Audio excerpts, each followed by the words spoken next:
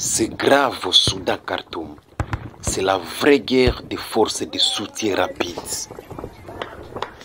Certains disent que la force de soutien rapide ne combat l'armée nationale soudanaise qui est dans la capitale Khartoum.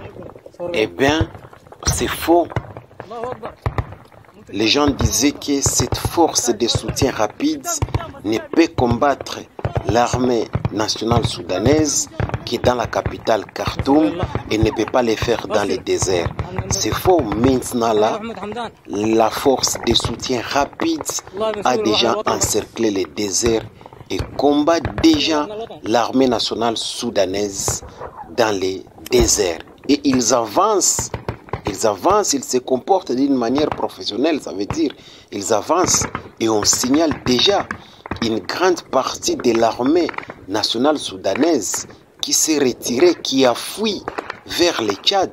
Et l'armée tchadienne, le gouvernement tchadien a annoncé avoir accueilli plus de 320 militaires de l'armée nationale soudanaise de Khartoum qui ont fui, qui se sont déplacés vers le Tchad.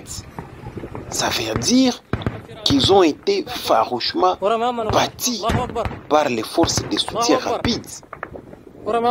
Et nous courons déjà vers une guerre civile dans le Soudan. Les étrangers commencent déjà à se faire agresser.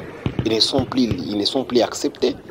Ils sont maintenant pris au piège entre d'abord les tirs et aussi pris au piège entre l'agression des Soudanais qui ne veulent pas voir les étrangers. Maintenant, nous sommes en France d'une autre réalité. Les forces de soutien rapide sont déjà dans les déserts et ils avancent.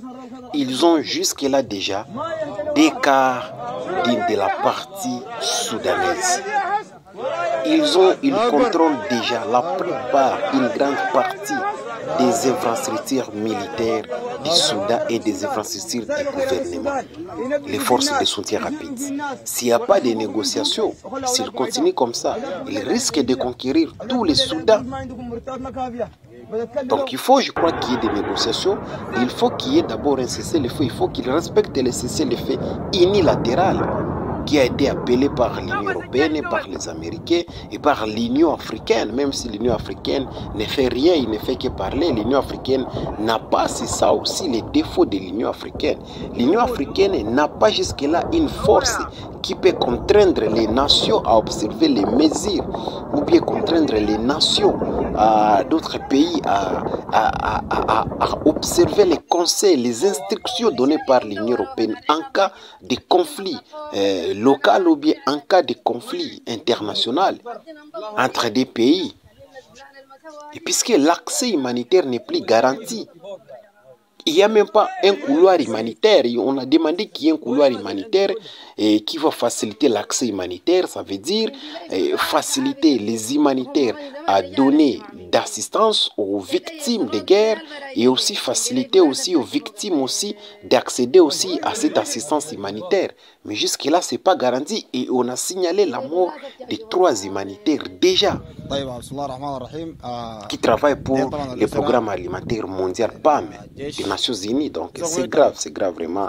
Les forces de soutien rapide avancent déjà, elles sont déjà dans les déserts et occupent déjà, contrôlent la plupart des infrastructures militaires déjà à Khartoum. Donc c'est grave, il faut qu'il y ait des négociations et c'est l'effet unilatéral doit être respecté. Merci chers Africains de liker notre vidéo et de vous abonner à notre chaîne YouTube.